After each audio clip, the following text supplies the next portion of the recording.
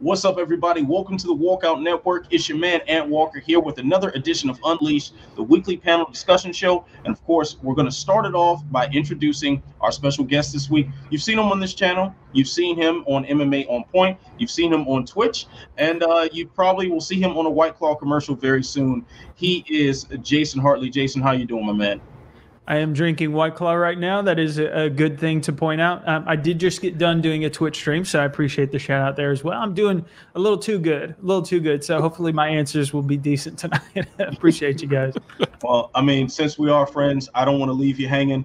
I got a little Jim Beam in the cup just to make sure that we match here. So here we go. Nice. All right, let's get it on. It's a heat wave in LA, so that was really rough. Now, so let's go ahead and introduce a man you know from Sherdog.com. You also know him very well from the Walkout Network. He is the senior editor over there on The Dog. He is the man known as the Jack of all trades, who's master of all, Mr. Ben Duffy. Ben, what's going on?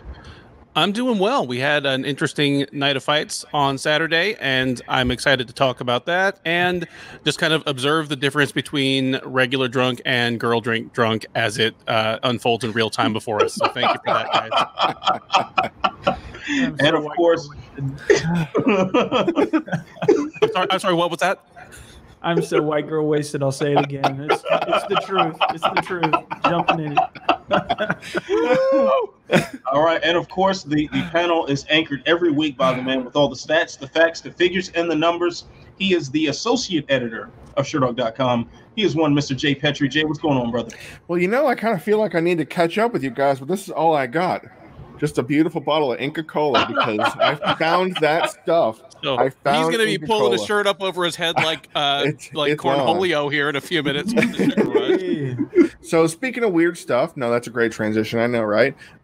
Stat of the week. Stat of the week is 1. It is the first time this last event when Stipe Miocic fought Daniel Cormier for the third time in a row. Boom, boom, boom, back to back to back. It's the first time any UFC fighter has ever fought the same guy or girl 3 times in a row. And, I mean, Cormier fought Lewis in the middle, so it didn't go backwards towards him. But Stipe fought DC. So I feel like he's in a Martha situation. He just wants to be free. So, yeah, Stipe, how about that? Surprised it wasn't Nicholas and Charles Oliveira. But anyway, now let's go ahead and discuss that number 1. Because that is a very important number when talking about Stipe Miocic. Swing or miss, Stipe Miocic is the number 1 great heavyweight of mixed martial arts. Miss me with that by just a little bit. It's getting real tough to have the argument. It's not a 1A, 1B situation for me yet. I feel like there's still a little room to roam. I feel like that there's a possible in a fight or two, maybe, but we're getting real close for what Stipe has done, what his achievements and his accomplishments. I mean, you look at his last list of opponents, and it's a murderer's row. I mean, obviously, DC. Anyone that has to fight Daniel Cormier 3 times in a row, and you take 2 of them, you're doing pretty good for yourself. Cigano, JDS, Overeem, Verdum. Are you kidding me? Some of the consensus bests that we've ever had. And then you had the Legends Tour, the Arlovskis, the Huntos, Roy Nelson along the way. It's the consistent top 5 opponents that Stipe is fighting is bolstering his legacy to a great degree to catch up on Fedor, because Fedor had the incredibly long streak, but as well we know, he'd fight champion level fighter, top level fighter, obviously the Zuluzinhos and the pro wrestler types. So he didn't have the consistency of, man, I'm fighting the number 3 in the world. Now I'm fighting the number 4. Now I'm fighting the number 5, who's all gunning for me. It's Fedor gets kind of can cruise in pride. So greatest UFC heavyweight, yes. Greatest all-time heavyweight, miss. But come back next year, if Stipe fights next year. I mean, who the heck knows? But come back next year, and maybe we might have another discussion on that. All right. Anybody wants to buy what he's selling? Is Stipe the greatest in the UFC, but not necessarily MMA? Jason, what say you? Yeah, so it's almost like I want to grade it on two different scales here. If I want to say greatest of all time, yes, I do want to look at the length of the legacy that they've left behind. So Fedor definitely does have that. But if you were to drop prime Fedor in against Stipe right now, who would win? I would say Stipe. So it's almost like, how do you want to kind of parse out how to answer that question? Fedor did more during his career, but he would lose, in my estimation, to Stipe. He would lose to DC. He would also definitely lose to Ngannou. He would lose to a lot of these guys. They're in the top 5 right now. I just don't see him beating a Rosenstruck. I don't see him necessarily even beating Verdum. Verdum already beat him 10 years ago, you know? So it's one of those kind of things where it almost seems like if you grade it on the scale of, yes, who accomplished more? Sure, Fedor accomplished more. But if you drop prime Fedor versus prime Stipe wins. That's the way I see it. So if for that rubric, I see him as the best ever. But if you judge it on legacy, I think Fedor's done a bit more. So it depends on how you answer that question. For me, I base it on prime. So I say Stipe is the greatest, not just UFC. All right, Ben, what do you have to say on this? Well, as Jay and Jason have already kind of alluded to, it really matters like how you're judging it. Are you just talking about which fighter in their prime was the toughest ever, who accomplished the most relative to their time? Like, are we comparing leather helmet NFL to modern NFL? Are we comparing, you know, white dudes in chucks throwing like two-handed set shots to LeBron James? You know, like, the thing about Fedor is he had that huge undefeated streak, but he wasn't facing the best of the best every time out the way a UFC champion does today. And that would have been heresy to say 15 years ago, because Pride's heavyweight division was much better than the UFC's for most of their concurrent running time. But that's just not the case anymore. You look at Fedor's, you look at his run. And the question I always ask people, and I think I've probably asked on this show before, is show me his best 3 wins in a row during that run.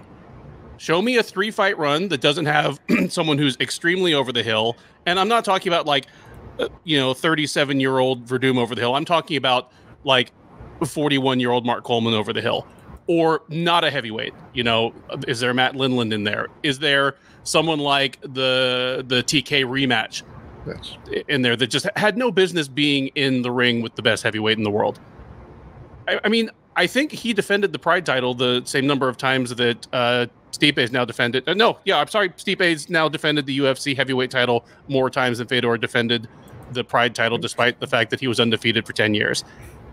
Give me Stipe. I know it's a heretical thing to say, but you're not going to find a bigger Fedor fan than me. He was a god when I got into this sport.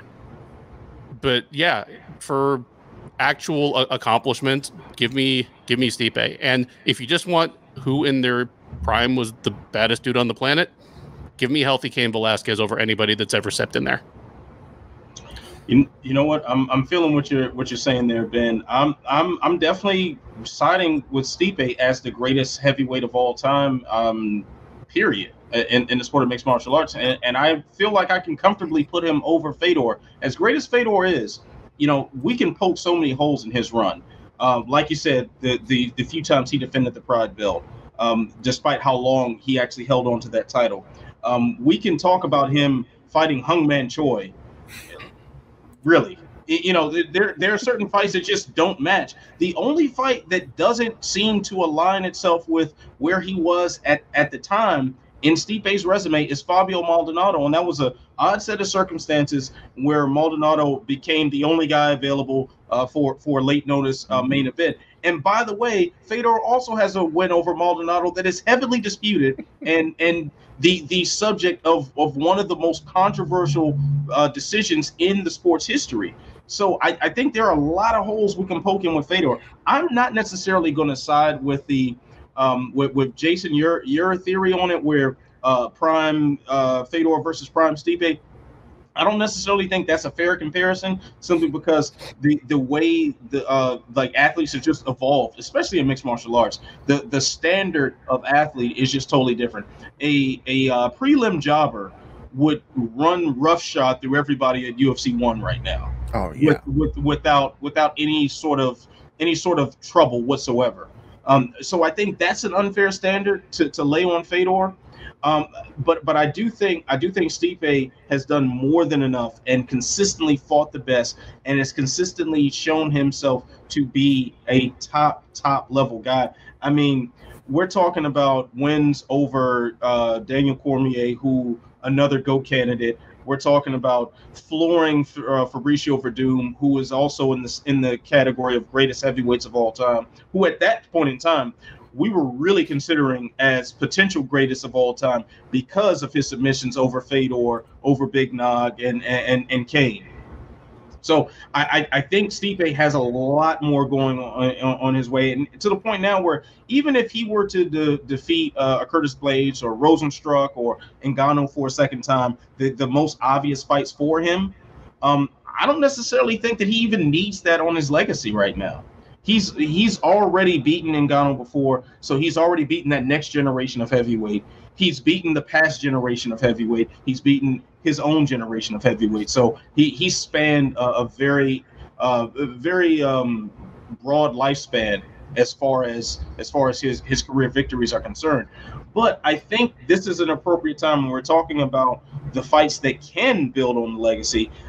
Maybe a second victory over Francis Ngannou doesn't mean much, but would one against Jon Jones mean a lot more? I think we can all agree that it would.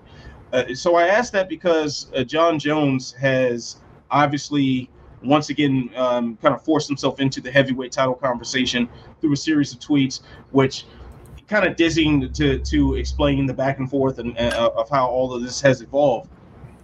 But now I'm going to lay this very simple question out to you fellas, and I'll start with you on this one, Jason.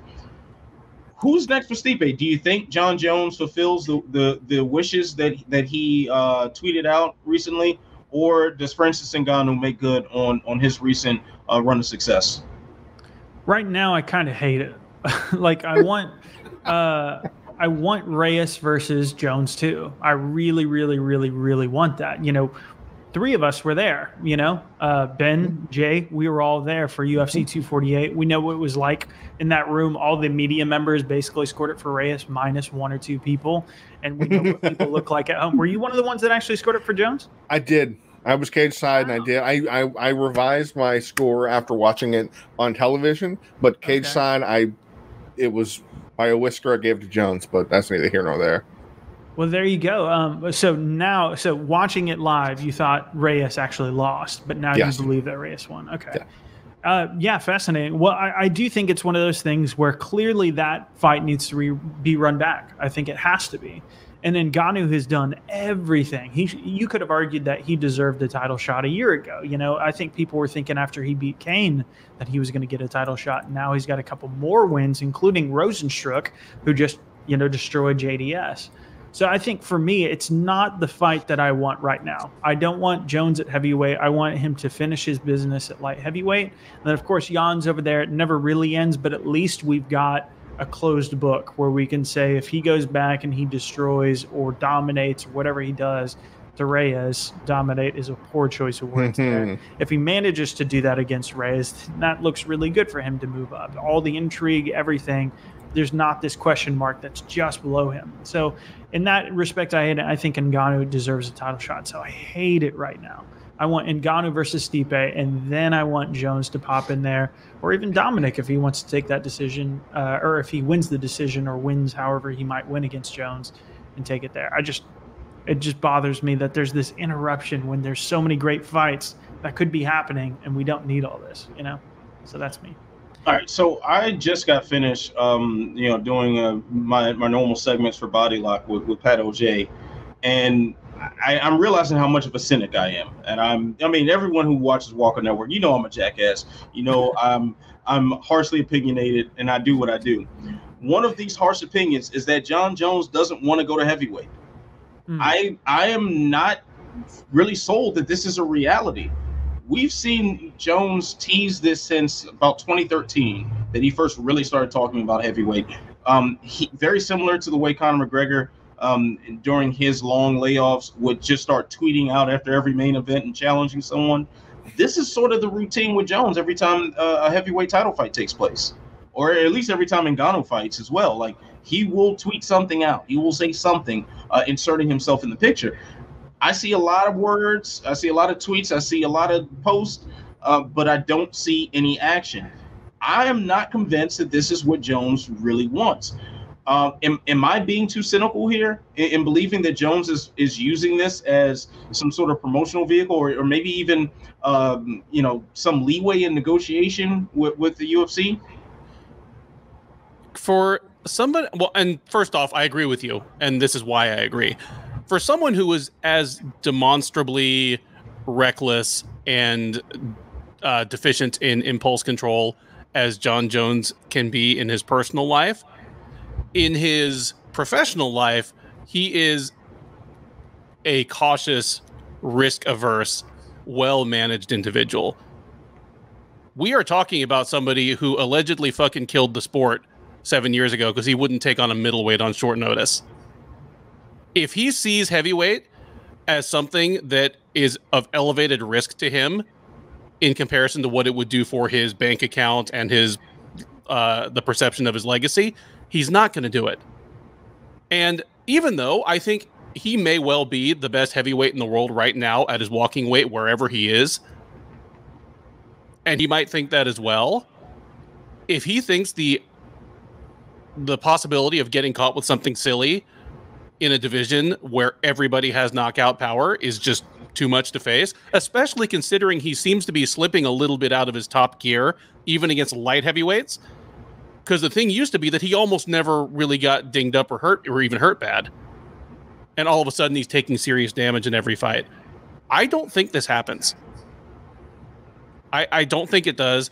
And as much as I would love it to happen on some level, because as Jay pointed out today, it would be brilliant for him to just let the Reyes versus Blachowicz fight play out and let the UFC see how much less money it makes them than Jones would have made them. I mean, that would be a fantastic flex. Really, I really do just think he's doing this to kind of shit on Cormier's birthday cake. Yeah. And I'm glad you mentioned Cormier's birthday cake, because my thought here about Jones to heavyweight is the most appropriate time would have been with DC as the champion. But it's risk aversion. Why would you even give DC a chance to get back into the discussion with you?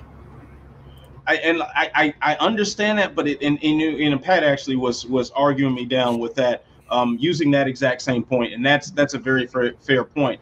But like, it just seems too tempting for a guy with the sociable nature and lovely personality of Jon Jones. It seems too golden of an opportunity to pass up, to have the biggest payday of your life, to have the all-time great legacy defining moment, and also to steal the thunder of your most hated rival all in one swoop. It just seems too tempting. And to now decide, okay, now I'm ready to make this move after this heated rival has lost twice. He's essentially decided that he's calling it quits and he's no longer part of the equation, to then decide, okay, now I'm ready to take this challenge against one of the perpetually nice guys in the sport, who happens to be a great role model and a firefighter. It just doesn't seem in line with what we know Jon Jones to be in that way, at least as far as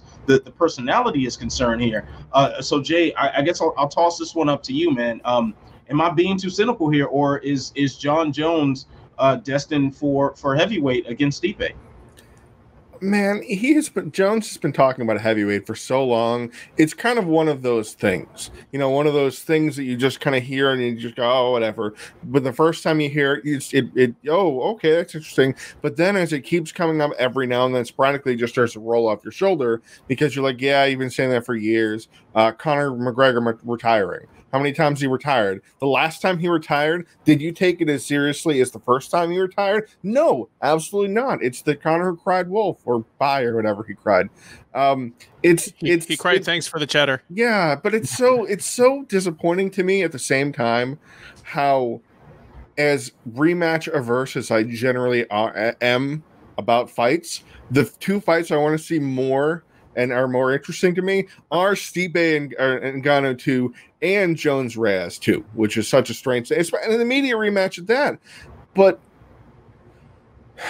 as Duffy, you mentioned that Jones was well managed, and I would disagree there because of what's been happening to him. But I guess management and Wrangler are two different things. Right. I didn't mean like his literal management, just like his career. Okay, path I can dig that. It felt like everyone's talking about Cormier, everyone's talking about Stipe.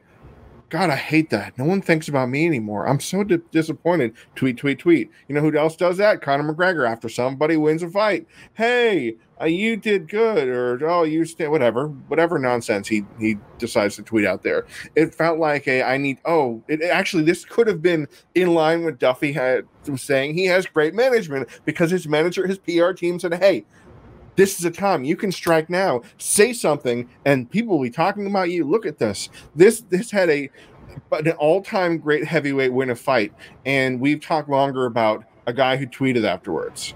It's a remarkable thing, and it is very clearly orchestrated. Like, this is not an accident that he said the things he did, that Jones publicly talked about negotiations. These are all tactics, these are all strategies, and they're very effective. They're getting everybody talking in the community, and everyone's taking a side, and that's great. Jones wants you to take a side. Jones doesn't care if you love him or hate him. He wants you to feel something about him.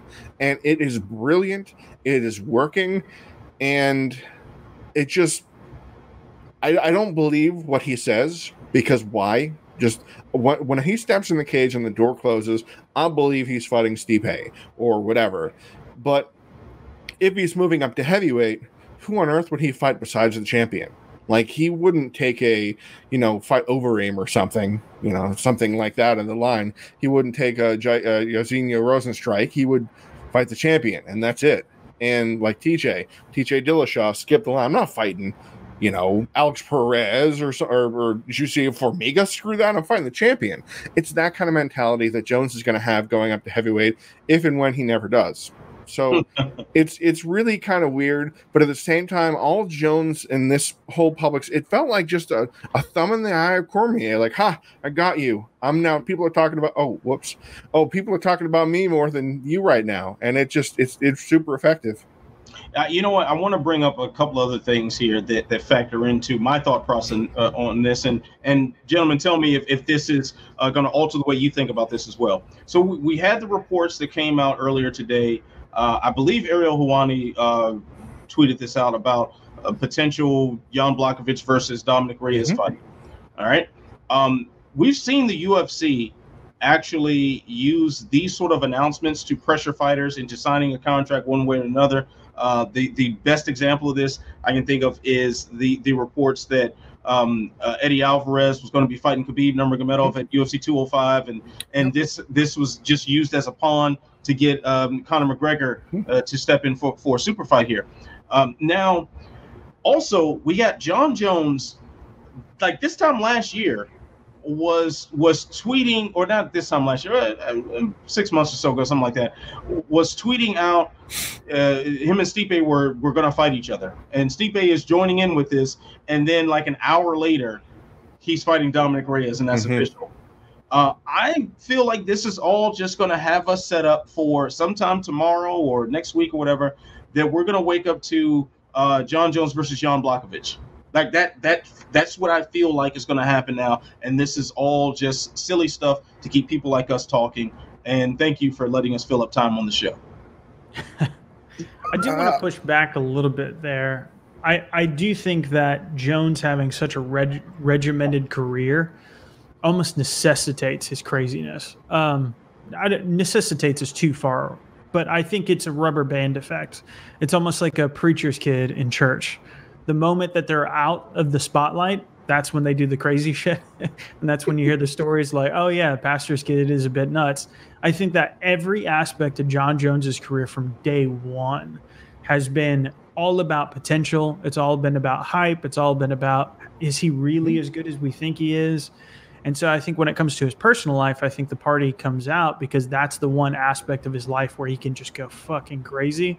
And yes, it does have career ramifications. It has all kinds of effects. But I do think that's the reason why when it does come to heavyweight, it's so much more measured out. It's so much more thought out, is because he has, another kind of thing I want to throw in there, not to jump on you too much there, but it was Greg Jackson that was called the sport killer, not Jon Jones.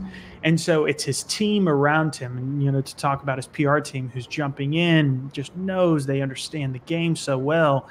I think what they're saying is like, hey, we all know it's a risky move for you to go up to heavyweight. Make sure it's the right thing. So if they ask for Deontay Wilder money around the $30 million that it was reported to be earlier this year that Dana wouldn't give him, I actually think it makes a lot of sense, for them to say, if we're going to do this, there's a chance Jon Jones is going to get knocked out cold, and it's going to be a Ronda Rousey moment for that dude. It's going to be a Conor McGregor, Nate Diaz moment for that guy. So let's make sure it sets him for life. So if he does get $30 million, it sucks, and it's not what he wants, but he thinks he's game, and thinks he can do it. And so there's this opportunity to take the money and run with it. But I think he's serious about it. I think he actually is serious about it. I just think all those kind of reasons that I just laid out, I think it's more about understanding the risk and just saying, if I'm going to take this huge risk, I'm going to make sure I get paid for it. That's what I think it comes down to for me. It should be noted as well that the Jones is a draw. Like, period, the end. He is a draw he's a top 5 draw for the company. Like, think of some of his fights. His fight after his nonsense, when he fought Ovin St. Preux for the interim title. Like, this is post-nonsense, not post-nonsense, post-1 stage 3.5 of his nonsense. Did about 350,000 pay-per-view buys, which is the same as Stipe and DC2 did, or something along those lines. So he can draw in a fight all by himself, and this is the kind of move that he will, this is to bounce on what Duffy mentioned when I said earlier today, is that this is such a power play because he can sit back for 6 months, watch the UFC. I don't want to say fail because, Reyes and Jan's a good fight, but it's not a drawing fight. It's you almost could feel like it could headline in the ESPN card kind of draw compared to the other fights. So it might behoove him to sit back and let them, see what happens without him. I think we said that on this show specifically, he doesn't need the UFC. The UFC needs him. Fair points there. Although I don't like people pushing back on my opinions on my show. So anyway, let's call it a sidecar opinion. But let's go ahead and do something that Jon Jones doesn't want us to do, and that is talk about Daniel Cormier. The theory that Jon Jones is doing this to distract from Daniel Cormier, very fair theory to throw out there, especially considering that looks like Cormier is now walking away from the sport. Now with his career seemingly in the rearview mirror until Dave Feldman comes calling. Where do you rank Cormier among the all-time great fighters? Light heavyweight, wherever. Where is Cormier for you guys? His overall legacy is higher than his legacy at either light heavyweight or heavyweight. And he might be one of the top 10 light heavyweights and heavyweights of all time at this point, but he might be a top 6 all-time fighter. Just because he split time. He fought more times at heavyweight than at light heavyweight. Really only moved to light heavyweight because his main training partner was about to be UFC champ when he moved over to the UFC. If he'd stayed at heavyweight the whole time, I think we'd be having completely different conversations about him. And honestly, we might be talking about how it's on Jon Jones that they never fought once. Jon Jones had a chance to fight the greatest heavyweight of all time, and it never happened, because John's chicken. That might be the conversation we'd be having right now. But yeah, his legacy is higher overall for what he accomplished in both divisions. Who has he lost to in his entire career? In my opinion, the greatest heavyweight of all time, and in my opinion, the greatest light heavyweight of all time. Yeah, it's no shame in any of those defeats. And one of the losses to the greatest light heavyweight of all time was reversed, and he also beat the greatest heavyweight of all time convincingly. knocked him all the way out. That's incredible resume for the guy. He won the last great heavyweight tournament we'll ever have in this sport. All right, fellas. So I'm going to throw this one out there for you, Jay. Do you agree with me, or are you wrong? Is Daniel Cormier the second best light heavyweight of all time? I am all wrong on this one. I am very wrong. DC fought 9 times at light heavyweight. 9 times. That's it. And one of them was Anderson Silva after surgery on short notice. 2 were Jones. 1 was Pat Cummins. And 1 was like an 800-year-old, Encino man, Dan Henderson. So, we don't really have. I feel almost heretical saying this, that Daniel Cormier, his legacy is the sum of his parts. It's not any individual reign in any individual division. It's a few wins in a few divisions that really matter. And that, to me, doesn't have an all-time great status in any category. If it's it's a unique situation. Actually, I can kind of compare it now. Demetrius Johnson, former flyweight, longtime champion, was over 1 championship fighting at who knows what weight. So you can't rank Mighty Mouse as a flyweight. He's not a flyweight. You can't rank him as a bantamweight because we don't know he's a bantamweight. You can't rank him at light heavyweight, even though that's what he might be fighting at. But the point is he's a pound for pound great. Period. Sherdog.com has him, I think, where he's the number 9 right now. But in terms of being ranked in a division, it doesn't make sense. Now, I think of that like Cormier's legacy is that he has a few spectacular wins over really great people, and that's about it. Like Stipe, Lewis, and then you have to go back to Strikeforce to get some of the heavyweight wins he's had, and then a light heavyweight you have a couple Rumbles, a Gustafsson, and no time Boop Özdemir. So that's it. That's 4 wins of any particular massive merit that deserve recommendation and placement at light heavyweight up top. So I think almost fringe top 10 all-time absolute weight, but light heavyweight, I don't even have him in my top 5. Wow. I'm shocked to hear that. I mean, I do. Jones, Vanderlei Silva, Chuck Liddell, Tito, and Rampage and Shogun are right up there. Those are, and then DC, I think, maybe even Machida above that. Oh man, I couldn't rank Rampage above DC at light heavyweight. I can't feel that. I mean, I'm curious. I mean, you did acknowledge that you were wrong because you didn't. Yeah. Oh yeah. I drove right into the tunnel knowing that. Yeah, you did. All right. Headlights off. You're okay with being wrong, and that's fine. Now, Jason, what are your thoughts on this one? I'm pretty sure you've got some unique perspective to share with us in the White Claw lenses. There we go. The White Claw lenses are in full effect. I think, Jay, you're no longer welcome on this podcast. I know this is something that you're on every single week and you're a big part of, but dude, that's just some unforgivable shit to say. I'm 100%. I'll see myself out. It's been fun, gentlemen. Just get out of here. Go. There we go. Very nice. Played. Somebody's got a huge motorcycle brought me back. Anyhow, I'm 100% on the same page with Walker here. I definitely see him as the number 2 because, I mean, you also left out Frank Mir in the heavyweight run, which is, one of the greatest. And Roy Nelson. UFC. Yeah, I mean, when you want to talk about pride, he beat Nogueira twice, beat some of the legacy champions from that era as well. Speaking on Frank Mir's end.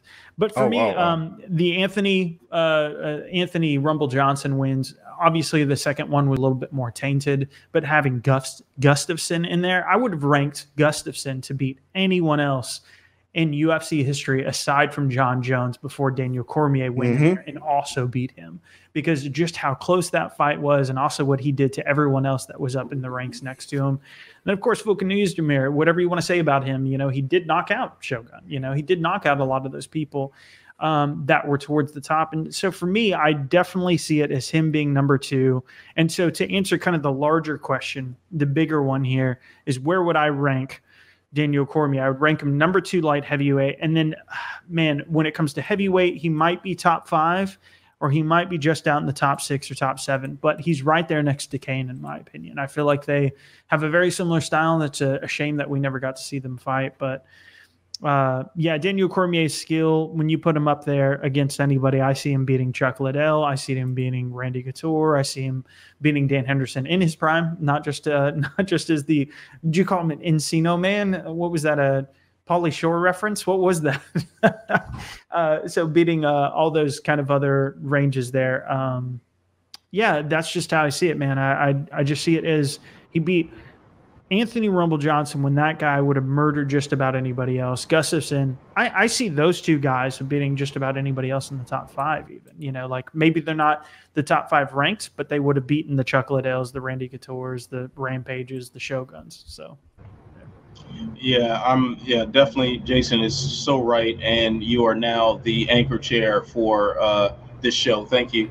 Let's get him some White Claw. That's what I need. I need to fuel up. Our special guest, Jay Petrie. Guys, it's been really fun. And I'm just wrong. Glad to be on. I appreciate you having me on the show, guys. Really. You know what? So I'm going to throw something else out there before we move on, because we are taking a little bit more time than we probably should on these earlier topics, but I think they're of great importance and deserve the floor. But anyway, so like what I can't remember, Jay, if it was you or if it was you, Ben, that said that his legacy is the sum of multiple parts. Yeah. Okay. With that in mind, I propose that Daniel Cormier could easily be considered the pound for pound greatest fighter of all time. Because if we're defining pound for pound success as success in multiple weight classes, is he not the definition of that? You've got Henry Cejudo, you've got Amanda Nunes, 2 other people that have defended belts in multiple weight classes. I don't even want to introduce Connor into this discussion because he defended neither belt. But is that too crazy of a thing to say here? Can Daniel Cormier possibly be the greatest pound for pound if we're defining actual pound for pound success right here? The first one that comes to mind is an unorthodox name, but work with me here. Randy won the light heavyweight and the heavyweight titles and defended them in both times. I think he defended the light heavyweight a couple times and heavyweight just about more than anybody on multiple reigns. But then you think of what people did to Randy over the years. I mean, he didn't have a 22-3 record at the end of it. He had a 20 or 19 and 10 or 11. So in terms of pound for pound achievements, DC is one of those rarefied athletes because you can't throw GSP on there. He fought Michael Bisping in middleweight. That's not a fair thing. You can't really throw Anderson Silva on there because he fought Sandman Irvin and Forrest Griffin Xanax and Daniel Cormier at light heavyweight, and we know what happened there. Boy, if Frankie had won a couple more belts, cool. If Faber had won a UFC belt, cool. But yeah, I can get into that. I can allow in my rose-colored anti-Cormier lenses that I'm wearing. Apparently, I can dig it. All right. So, do you agree with Jay, or are you wrong, Ben? Couture never defended the light heavyweight belt. I mean, he won it from Tito, then lost it to Vitor on that freak cut. Won it back from Vitor, then lost it to Chuck immediately. Oh, I thought he defended it against Vitor again. Then won the undisputed. So I think that's where it. That's right. Like okay. He unified. He didn't defend it. Okay. Yeah. All right. I'm done with that. I would certainly place him higher than any of the other fighters who have outstanding legacies in more than one weight class. But I don't think that's the only thing there is to it here. We're not talking about boxing where one fighter can excel in 4 different weight classes across their career because the weight classes are closer together and, the weight cutting isn't quite as regimented. But he's certainly at the top of the people who have multi-divisional legacies. The only question is whether somebody was more impressive by just locking down a single division for a long time and taking all comers. And I'm not even going to jump into that conversation right now. I have no idea. I do have an additional name to throw in there, but at the same time, there's a head-to-head loss there. Dan Henderson. Dan Henderson did things at multiple divisions, but at the same time, when he fought Daniel Cormier, Yeah, didn't go well. factoring in where he was in his career, it makes sense to kind of gloss that one over. Yeah. But Dan Henderson is definitely somebody who deserves more recognition when we have these conversations due to his accomplishments. But he also, his pride legacy can be called into question, considering that he lost and didn't defend those belts. So I see Jason really likes what I'm saying there. I can see it ruining his mind right there. All the research on those MMA on point videos is. It's a motherfucker. Trust me. Yeah. And Henderson has the same problem Randy does. That even at the apex of his career, he lost a lot of fights as well. Yes. And those have to affect your legacy too. Yep. I mean, if you just want to rack up who has the best wins over the course of their career, disregarding the losses, Henderson's way up there. Travis Fulton, baby. Fulton by far. I was just saying Travis Fulton, yeah. Hey. All right. All right, fellas. So I think we've burned this topic into the ground, and rightfully so, because it is of lasting importance. Those conversations that we don't get to have with like real just cause on a regular basis. So definitely good to see history unfold before our eyes and get to speak on it. But let's move along to more of the immediate news right here. So the other big story to emerge from UFC 252, the presence of one Sugar Sean O'Malley, who looks like due at least in part to injury, lost a first round TKO to Marlon Vera. So how much are we putting on the injury, and how much are we putting on Marlon Vera just being a better fighter here, gentlemen? I'm placing it largely on the injury. In looking back, and the thing is, the injury doesn't detract from Vera. Vera inflicted the injury. If you look, it's a kick that Vera landed that turns his foot into silly putty immediately. It's like not doing what it's supposed to right away, and 5 seconds later, he's running on the top of his foot. So it's not saying that Vera, just lucked out and O'Malley slipped on a banana peel. Vera inflicted a fight-ending piece of damage that would just be very difficult to duplicate.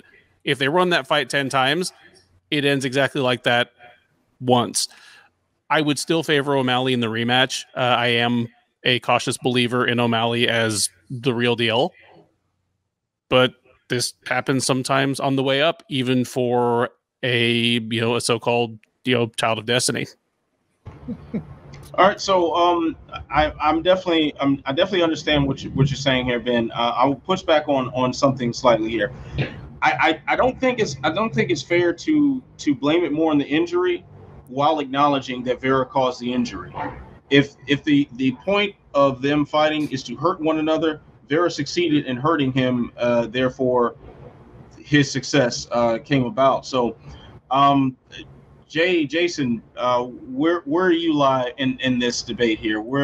How much of this is about the injury? How much about this is Vera being too stiff a test? I'm a firm believer on Sherdog Fight Finder that a strike that causes an injury should not make the end result TKO, leg injury, so on and so forth.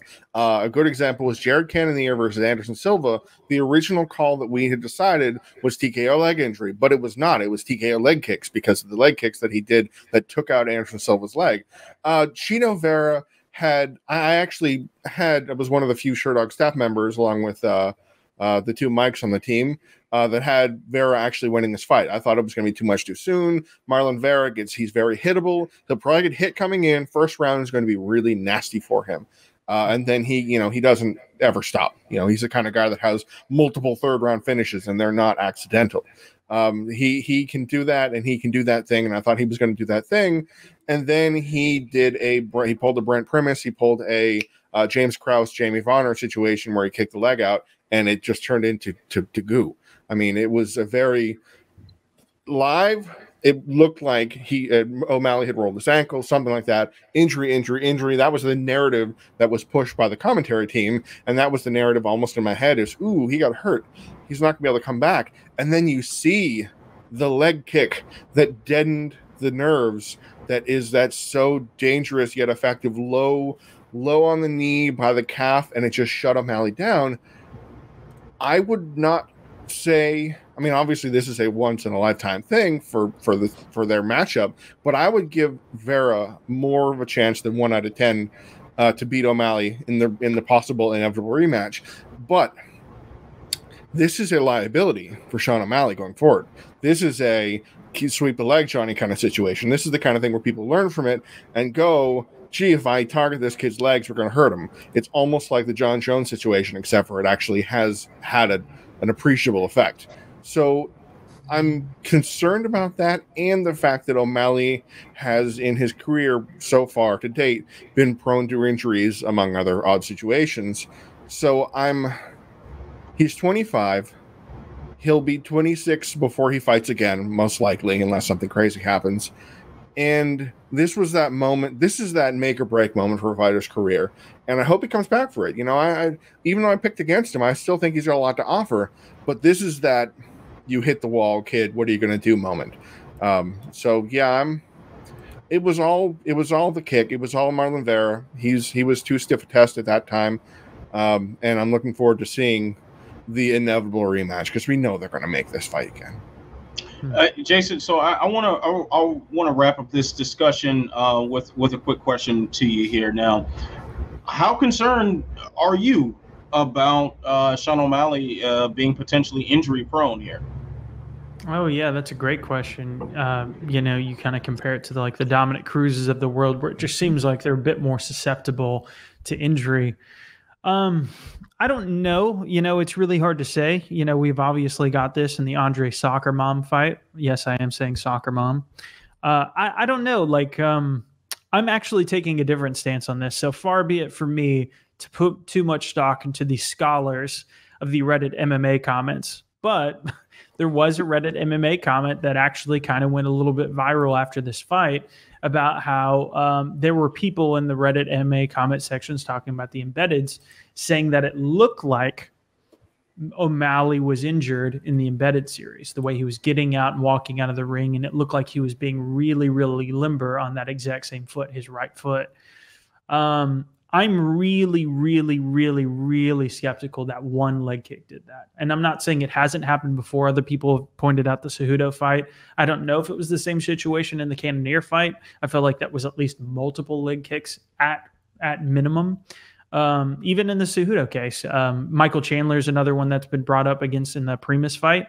I think he rolled his ankle in that one, though. That's what I think actually happened, and I could be wrong about that. I did watch some replays from that earlier today.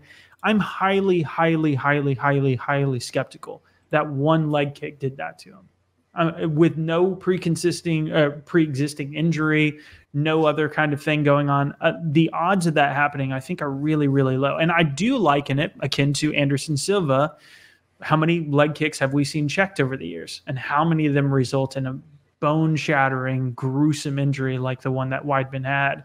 And yes, I don't think there was a pre-existing injury in that case. So not to say it can't happen, but the idea that it did happen here. And so I think that kind of goes towards your point of you asking, is he a bit too, man, I don't want to say the wrong words here. Brittle sounds really, really harsh from a guy who sits on his couch and watches these fights. But is that true? Maybe it is. I just I give him a bit of the benefit of the doubt. I want to hear from the horse's mouth itself if he was actually injured going into this or not, or if it truly was from one leg kick. One leg kick did that. I'm not saying it's not possible. And they talked about the nerve, like the perennial nerve. I forget what it's called, peroneal nerve. I'm saying it totally wrong, but I understand the argument. I get the argument. I just think the odds of that are extremely low. It's like dim Mach levels. I almost feel like let's land in between a heartbeat and you drop him dead. Like, I feel like you can't do it if you try. I feel like. See, this is why you're replacing Jay as the anchor. No, I gladly relinquish my chair here. When you say dim Mach on the show, you automatically go in the Hall of Fame, Jason. I salute you, sir. And I was going to say something else about this, but I can't beat dim Mach. So here we go. Let's move along here. We're going to move on to a segment that can cause a little bit of uneasiness within the soul. Choose or perish. You have to pick one of these possibilities, whether you like it or not. And if you don't like it, you can die. So here we go. Choose or perish. Should Junior dos Santos retire, or should he be released from the UFC to eventually fight elsewhere? Ben, why not start with you? Choose or perish. I can't force a man to retire, so he should be released from the UFC to fight elsewhere, where at least the danger to his face will be reduced. All right, Jason. If I were to choose, if I was his camp advising him, I'll answer it that way. I would say, go ahead and retire. There's no sense of going to these other leagues. I get them that the money's going to be there for you, but you're famous enough in Brazil. You can make money showing up at events and signing autographs. You're fine. Jake? You know, I can picture him fighting in Bellator, and I can picture him doing okay. Just okay. Just okay. I feel like it's not going to be the run that we want to have. It's going to be he comes in there, he fights I don't know, Czech Congo again. No, he didn't fight Czech Congo. Frank Mir. I don't want to talk about it. It turns into a almost like a Legends rematch tour. Like Rohskopf comes out of retirement and they make that thing in Bellator or something. Or hey, JDS is on a big losing streak. Roy Nelson's on a big losing streak. They fought one time. It was almost kind of fun. Let's do it again. Like, I hate it. I hate all of the matchups. I don't think there's a good matchup to be had in the Bellator heavyweight division that won't either be a squash match or super disappointing. Like, do we really want to see Ryan Bader knock this guy out? I don't want to see it. If I have to choose between one thing and the other, I'm going to be the bad guy. And I'm going to say, JDS, we love you. You've done great things for the sport. You're a top 5 all-time heavyweight. Yes, I have him above Daniel Cormier. What are you going to do? And you can call it. You had fun. You had your good times. You knocked out Derek Lewis in your last big win. Cool. Thanks for all the cheese. I'm out. You know what? I don't want to be a voice of dissension right here. I agree with you guys. I'm rather see JDS just hang it up. You look at the other possibilities, and none of those really are attractive to me. When seriously the best matchup that you can picture is either JDS versus Czech Congo or JDS versus Matt Mitrione. Sorry, just no. Wherever he is right now, Javier Ayala just snapped something in half. Yeah, just no. I actually almost raised him as a bummer matchup. Yeah, you say that. It's like, oh no, like we don't want to say that. And then what? So either one, we get JDS in matches which are potentially very depressing to watch him in, or it's going to be matchups that's very depressing to watch the other guy in. So do we want to see JDS and Fedor? No. Do we want to see a Frank Mir rematch? No. Do we want to see him, fight? What's the big dude they just signed and won championship? No. Do we want that Dave Feldman call to come through? No. And see him knocking out Bigfoot Silva. Like there's nothing about JDS continuing that sounds remotely appealing. Like seriously, the best case scenario is him versus Czech Congo and Czech Congo out wrestling him. That's seriously the best case scenario. That is the most favorable outcome if you give a damn about any of these fighters in the least bit. No, thank you. I'll pass. I'd rather see this man sit down. I thought of one fight. Yeah, I thought of one fight. Sergey Karatanov.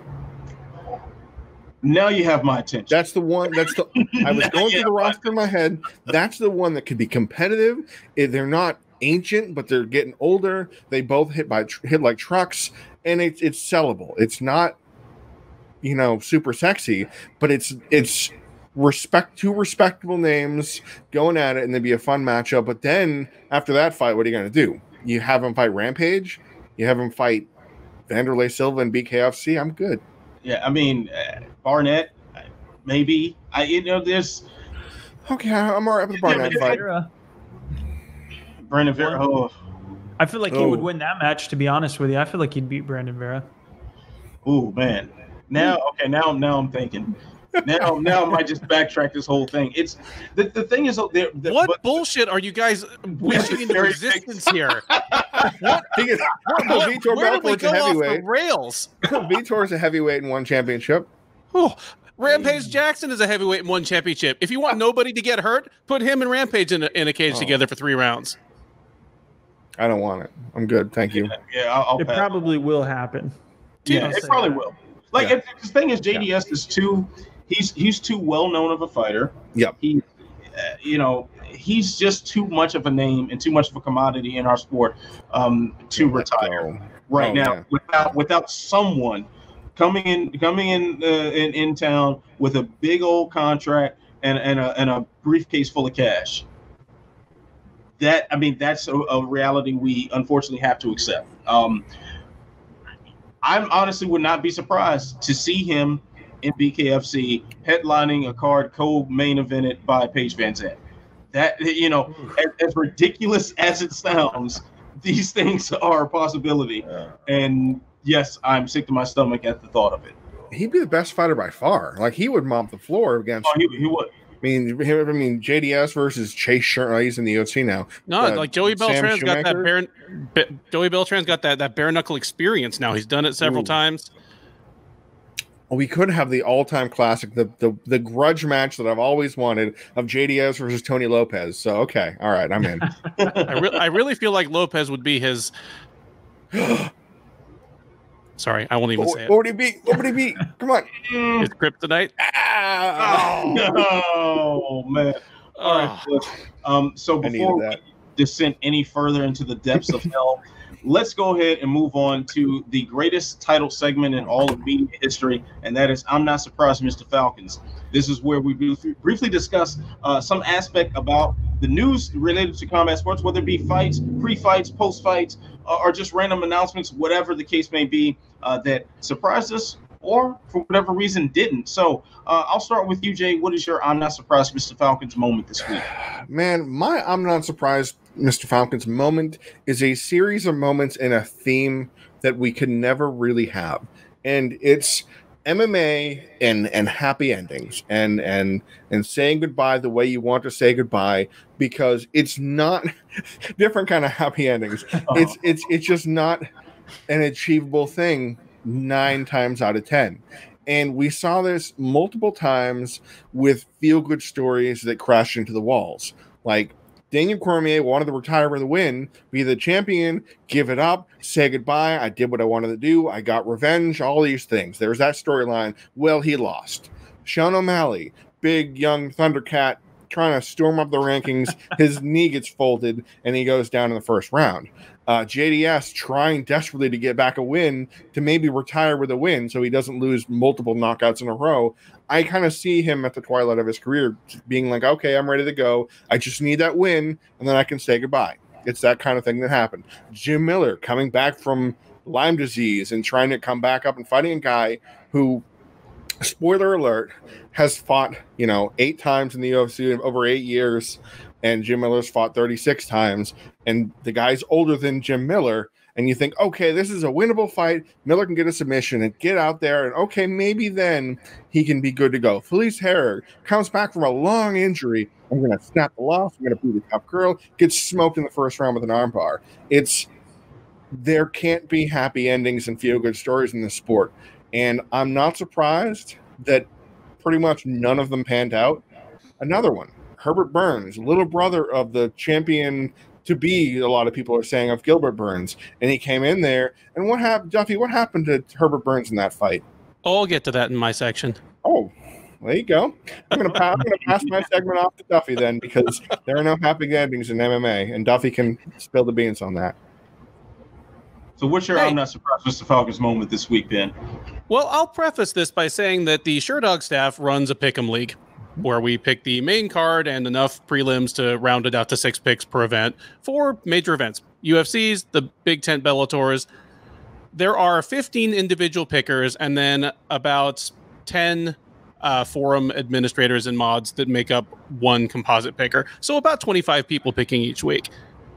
Of the 25, all but one picked Herbert Burns to beat Daniel Pineda on Saturday. The lone exception would be, of course, me. And this was not just me like taking a flyer on somebody. All the way leading up, I thought Pineda is a lot better than he's been given credit for. He's a guy that, but for a few, things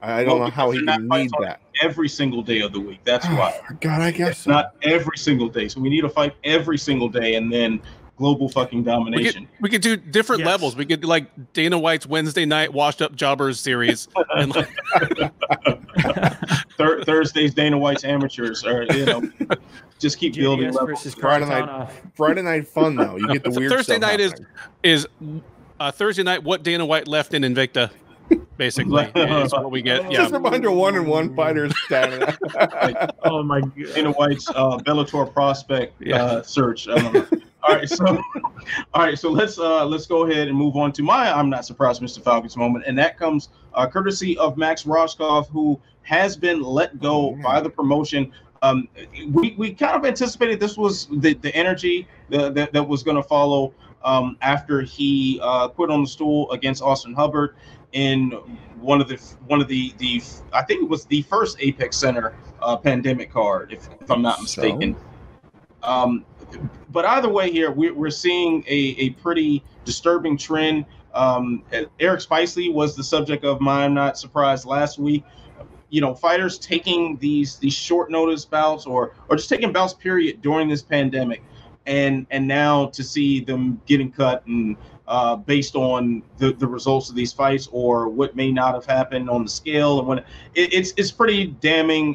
If you are going to take that call from the UFC on short notice, just know this is what can happen. We're hoping that Rohskopf, who entered the UFC as a 5-0 prospect with all finishes, hopefully he can get himself back on track and at least get a call to the Contender Series and maybe fight his way back to the promotion. But unfortunate news for him that unfortunately is not very surprising. All right, fellas. So the UFC, for the first time ever, is going to put on a card on October 31st, Halloween. Should they do something different to promote this? Before you answer, I'll just say that they won't, because they never do. But gentlemen, should they? Yes, 1,000 times yes. Do the thing. I was so shocked to find this when I wrote the story on Sherdog this past week, that this was the first October 31st card the UFC has ever put on. And that's a lot of years to have it accidentally fall on a Saturday to get there. It seemed like one of those holidays the UFC was avoiding to not have to compete against it. And in the era of, oh my God, we have to put on content. Oh my God, we have to put 42 fights on. We have 34 weeks. We have 34 fight cards. Oh my God, let's go. It felt like, screw holidays. We're going to have one after on Thanksgiving weekend as well.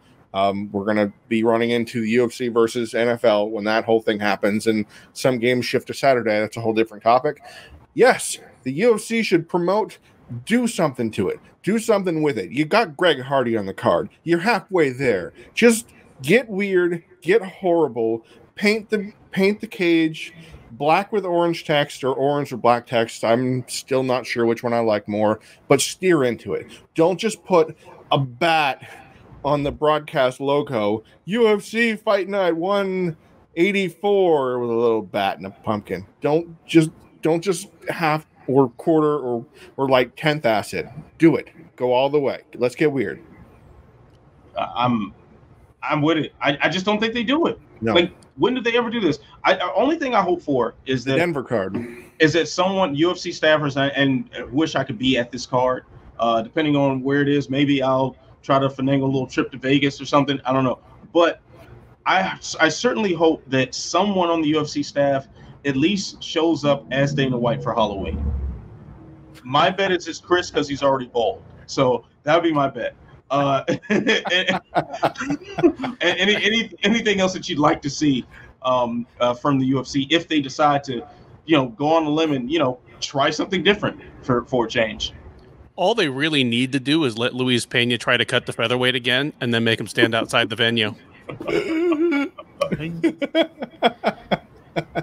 My thing on it is, the criticism is totally well-founded. The UFC shows just look identical. There's never anything to them that stands out. And I wouldn't necessarily say Pride had that going on in all aspects, but they definitely had their massive events where at least the pageantry around you was just massive. It really felt unique. It felt special. And even with Ryzen and Bellator, we had that when they went to Japan. It looked different from a typical Bellator show, and it should have, for me, it's almost like one of these weird things. I almost kind of like cringe when I see the gold cage of UFC 200, just because it looks like piss. Like someone peed on it. Yeah, they're just fighting in a sea of the kiddie pool cage. Yeah, yeah.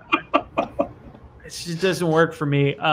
So I think they should do other things around it. You know, like I think all of us have been to enough sporting events outside of MMA where you see people really get into the pageantry of the event itself. You know, like when I lived in Indiana and I would go to a Pacers game, they would have something going on every other second. Mm-hmm. There was something special with something to that week.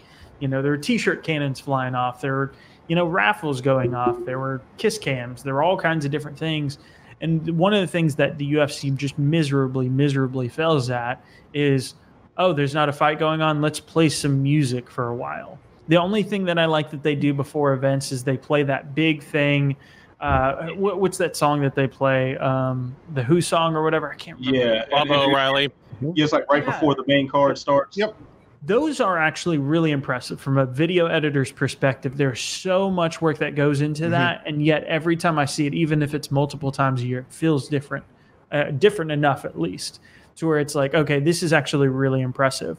So one thing I would like to see them do is, if anything at all, is just there's some pageantry. Even if you don't see it inside the cage, maybe you just see it on the graphics or something like that in between. Because I do think it is a bit of a nasty look when you, I don't know, you're showing the fight footage and there's Frankenstein on the mat or some shit. It's just like, what the fuck was going on there? It'd almost be too distracting from the knockout that you're supposed to be watching on a highlight reel. So, I mean, I get it. It's a lot of work. There's more effort that goes into it. But if there's anything that you can complain about the UFC these days, it's the lack of individuality, the lack of, I don't know, things just don't stand out enough. It's the Reebok kits. It's the every single show looks exactly the same, no matter where they go, no matter how special it is, aside from UFC 200. So I'm on board, but maybe just add some bells and whistles on the outside, and I think people will be happy. It's ironic that one of the organizations that did the best job at this was the WEC before Zuffa bought them. Before Zuffa bought WEC and moved it away from Tachi, they had a Halloween themed event just about every year. And it didn't even have to be on Halloween. They just did one in October before the 31st and called it Halloween Fury? Remember. Yeah, Halloween Fury. Yeah, I kept on thinking Seasons Beatings, but I'm like, no, that's the Christmas one. No, that's no, that's they sing the cage. Hey, I think that's the beating for all seasons. Yes. Yeah, so it's just kind of funny that Zuffa even like killed that little bit of joy when they bought up the endlessly quirky WEC. We did at least hope that the fighters pick up on this. You know, I anticipate like the walkout songs to be different. Like somebody's going to come out to Thriller and Freaks come out at night and bring on Monster Mash. Like we can expect the fighters coming in. You know, certainly as Reebok continues phoning it in for the remainder of the deal with those god awful pastel colored ones from the video game. Jesus, those are hideous. But you know, if Reebok weren't phoning it in, I would say like it'd be pretty cool to have like a hoodie or like a fight kit hoodie that looks like Michael Jackson's jacket from the Thriller. Something like that is just gives you something different. You're watching the product every single week, and you know, and I mean we're guys that are deeply entrenched in this, and we're watching every event for the most part, watching them all live and doing some sort of work for that event. You know, for us, again, it runs kind of monotonous. Like you can experience burnout, you get bored, you're just like good Lord, another one, and we're not gonna have constant weekends of fights until what, like November or something. I think at this point.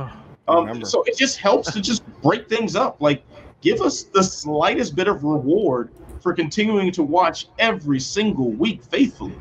I don't think that's too much to ask for, and God forbid some level of creativity comes out of the UFC. God forbid. And it's something that pays off. If they acquired a reputation for putting on like kind of interesting shows around Halloween, it would become destination viewing, where even if the card isn't that huge a deal, I'm going to tune in and see what they're doing this year. Mm-hmm. The very least they could do is load the card with women. because you know that the women will like dress up because half the top women in the UFC cosplay anyway at like weigh-ins. Just at least do that. You'll have some interesting walkouts and song choices and probably some dress up done. Get Angela Hill on that card. Yes, 100%. Get Roxanne Modafferi on that card. Absolutely. Now there is a very, very, very small amount of precedent in the form of, I think it was UFC Fight Night 150, Korean Zombie Rodriguez, when they did the OG UFC. They did they had the cage color, they had the old overlays on. So come on, there's gold in them there hills. Think of the Super Bowl cards. Everyone tuned in because of a Super Bowl party. I mean, there wasn't much about that, but still, yeah, I'm with Duffy on that one. Yeah, definitely. All right, so let's go ahead and move on to the time that I love to take to flex authority on you mofos, known as the speed bag. So I will put 10 seconds on the clock. You gentlemen will have that amount of time to answer these questions. So Jason, it's changed up a little bit since you were on last time. So now we do it sort of round robin. Just pay attention for when your name is called. All right. Now here we go. The first question, I will start with you, Jay. Eye pokes keep changing the course of fights. What should the UFC do to stop this? Well, if I were Joe Rogan, I would remove the gloves altogether, make them fight in a field, and just go with it that way. Because your curved gloves, that's the only way you're going to do it. All right. Jason. Jesus, that was so short. 30 seconds, right? 10. Oh, yeah. Yeah, 5 now. Oh, wait, we got 10? Pride You're out of time, brother. And Ben. It says 30 seconds on the speed bag. Or less. And wow. I didn't even know it had started. Shit. Oh, my bad.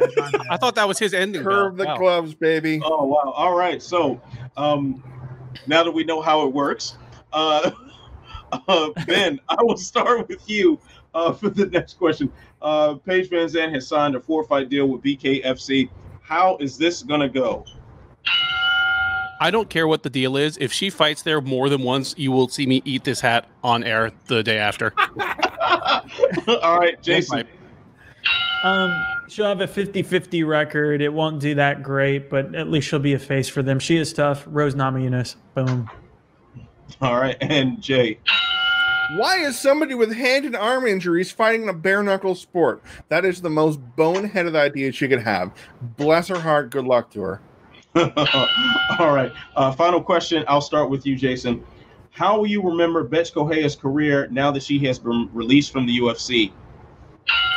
Horrible dancer, mediocre fighter. That's really mean, but it's the truth. I'm not going to miss her. Boom. All right. Ben. One of the bigger overachievers, I mean, one of the medium better bantamweights of her era, despite minus athleticism. Great dancer. Jay. Are you guys kidding me? I think I have her above Daniel Cormier in the all-time rankings. Oh, get the hell out of here with that. Good Lord. All right, so now, gentlemen, the clock changes to 30 seconds. I will give myself that amount of time to answer all 3 questions. The clock will begin after reading the first question. So, eye pokes keep changing the course of fights. What should the UFC do to stop this? They have to change the glove design. Change the glove design. Pride has figured this out. Bellator has figured this out. Everybody but the worldwide leader in the sport has figured this out. Something is going on here. PVZ signing to BKFC. She's probably going to rematch Felice Herrig. Maybe Bethe meets her or something. I don't know. It's going to be trash either way. And I'll remember Bethe Correia's career by the cardio kickboxer who somehow or another lucked her way into a title shot. I guess that's it. Like, wow. I can't believe it. I'm amazed that she stuck around as long as she did. Not even trying to be mean. Like, skill level wise, perhaps the worst fighter in UFC history, not named Cindy Dandois.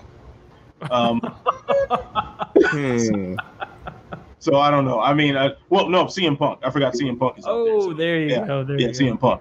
Which, hey, Fred Eddish. Don't you denigrate my boy's best win. Oh, yeah, he is the homie. He is the homie. All right.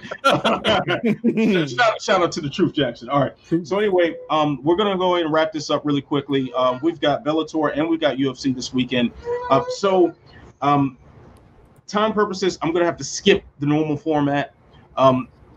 The Bellator card, what are you looking forward to the most here, fellas? I think the silence says everything. Honestly, the stuff atop the card, Bader defending his belt for the first time in literally almost 3 years. Julia Budd while I like Jesse Mealy, a total squash match. I like that Yaroslav Amosov has been added to that card. He is quietly maybe their best prospect. He's a 23-0, 26-year-old welterweight from Ukraine. He's won his first 4 in Bellator over some good fighters. I mean, he's beat Dave Rickles, Gerald Harris. He's got an interesting test coming up in Mark Lemminger. Sounded like they were trying to get John Fitch to fight him. Didn't happen. But very excited for Amosov. The rest of the card can just kind of hang. Man, you didn't name the most important fight of the card at all. Like you skipped it. I think you skipped it on purpose. I don't know if how did you avoid the belly? Roy Nelson is going to try and break his 4-fight losing streak, and he's doing it against a guy who beat Javier Ayala in his last fight. So that's something, right? I'm interested to see how many more times the Bellator is going to trot out Roy Nelson for guys that have figured him out. And Valentin Moldavsky is not a heavy hitter. He's not. I think he's knocked out maybe one guy ever as a heavyweight. That is an unusual thing, by the way. Even Frank Mir knocked people out. So yeah, I'm genuinely curious how Roy Nelson is going to fare, because if he gets a win, he's going to fight like 5 more times, and then it's going to get really weird. Yeah, I think the elephant in the room is, Ryan Bader is defending his light heavyweight title since, what is it, 2017? Yeah. Yep, October 2017. Yep. So yeah, he's been away for quite a while from that division, so it'd be interesting to see him return there. And I do think he's fighting a legit prospect, so it could be interesting. Oh yeah. Adonis is he's wilding out here. So I can't really say besides the obvious. I mean, Julia Budd and Ryan Bader on the card certainly stand out. Eric Perez and Josh Hill fight probably going to be a lot of fun. But the most standout thing to me, aside from those things, there's a guy named Will Smith on the card. So I just want to point that out. Will Smith is fighting. So if his nickname isn't Mike Lowry, he's doing it wrong. Now let's move on here, because we do have a UFC card in which Frankie Edgar makes his bantamweight debut against Pedro Munhoz. Well, let me try to get the little guy here. All right, so fellas, what's a sleeper for fight of the night on this card for you? I'll jump in just because I don't want anyone else to say it first. Daniel Rodriguez versus Takashi Sato. So he's coming over from Pancrase. He was a champion over there. Hasn't done as well in the UFC, but Daniel Rodriguez just brings it every time. Really, really, really exciting fighter with finishing ability. So I think that'd be a fun fight. I think that could turn into a war if it goes on beyond the first round and Daniel doesn't get a knockout and Sato starts to take over on the ground or something like that. I think it could be a really fun fight. I really look forward to that one. I will go ahead and choose Maria Agapova versus Shayna Dobson as the sleeper fight, in the sense of the fight most likely to end with somebody asleep. That's not bad. The fans? I really have weird, strange hopes about the co-main event. Like, I don't know why. That just pings on my radar. Ovince St. Preux versus Alonzo Menafield, as we're going to see some nonsense kind of fight. Now, I don't know if that nonsense means that Menafield's going to starch him because he knocks guys out. Like, he smoked Paul Craig in June last year, and everybody went, oh, this guy can crack. And OSP likes to wade into shots, and then he likes to get his thing. So I think it's going to be a mess. It's going to be the kind of hilarious mess that Dana loves to give fight of the night to, where they have a ridiculous first round, and then Menafield gets tired, and then the second round happens, and Ovince goes in for like a low double, and then they fall over, and Alonzo Menafield tries to cinch up a guillotine from his back, and then some magic happens, and a shoulder chokes out Alonzo Menafield to screw Jason Von Flue. It is the Ovince St. Preux choke at the end of the night. One fight that I'm kind of looking forward to, I'm not even sure why, but maybe just the record, Carl Minus making his UFC debut 10-1 prospect. He's fighting Matthew Selmansberger. Last time I at least remember seeing Carl Minus, he was getting choked up by Rick Story in PFL. So he's got a good list of finishes on his record. I'm curious to see what he can do. And the disparity in records suggests to me that they want him to win. So very interested to see what the thought process behind this matchmaking was. So I'll check that out. But of course, I mean, the highlight of this is going to be Frankie at bantamweight. I mean, that's the obvious thing to say, but we've talked about this for years. And Frankie Edgar, lightweight champion, improbable lightweight champion, as clearly the smallest guy in the division, to a two-time title challenger at featherweight, to now a potential title contender at bantamweight. An incredible run right there, and we'll see if he can make good at 135. A pretty small guy too. Like the time that I met and interviewed him, seeing him among other bantamweights, he wasn't the biggest guy by far. Like he was about Cody Garbrandt's size, and Cody Garbrandt's about to go to flyweight. So, man, something. But anyway, fellas, so that is going to do it for this edition of Unleashed. Let's thank the homie Jason for jumping in.